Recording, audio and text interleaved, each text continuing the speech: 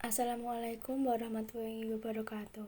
Perkenalkan, nama saya Surakusmadori Prihatiningrum dari kelas 11 IPS 1. Di sini saya akan memberikan contoh tentang mobilitas sosial yang ada di sekitar saya.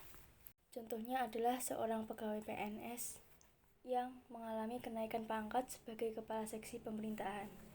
Sebelum saya mewawancarai beliau, saya akan membacakan sedikit tentang beliau. Jadi, beliau bernama Djoko Mursodo. Sekarang ia berumur 53 tahun. Ia adalah bapak saya. Dulu bapak saya bekerja sebagai pegawai PNS di Dinas Pertanian di bagian tata usaha, kemudian dipindah di Kelurahan Sukolilo bagian kepala seksi pemerintahan dengan kenaikan pangkat. Berikut wawancara saya dengan beliau. Baik, sekarang saya sedang bersama Bapak Djoko Mursodo selaku narasumber kita kali ini. Kebetulan beliau adalah bapak saya sendiri. Jadi saya mendengar bahwa bapak waktu itu mengalami mobilitas dari pegawai PNS menjadi kepala seksi pemerintahan. Apakah benar begitu, Bapak? Ya, memang benar. Itu dalam pemerintahan dinamakan mutasi.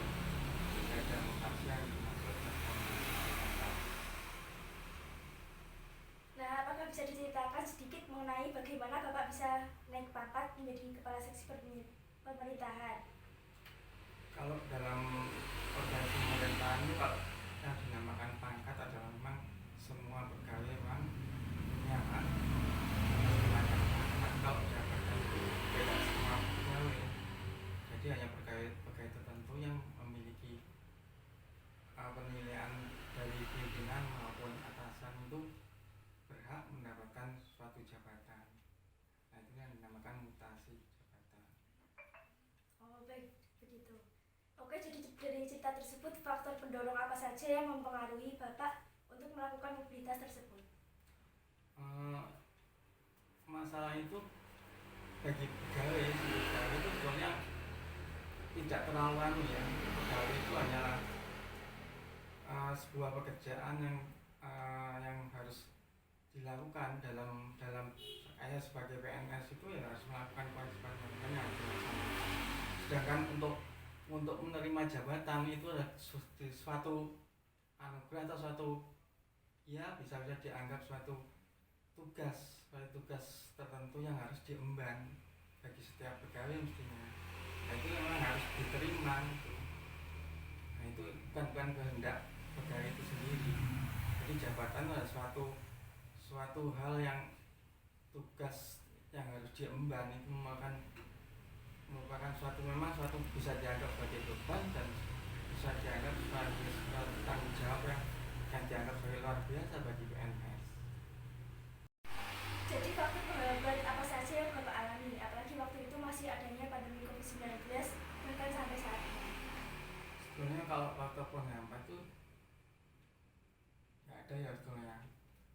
Itu merupakan memang suatu tanggung jawab, jadi apapun harus dikerjakan, baik itu dalam situasi yang seperti pandemi sekarang maupun situasi yang normal, itu tetap harus dikerjakan sebagai tanggung jawab menjadi suatu pemegang jabatan.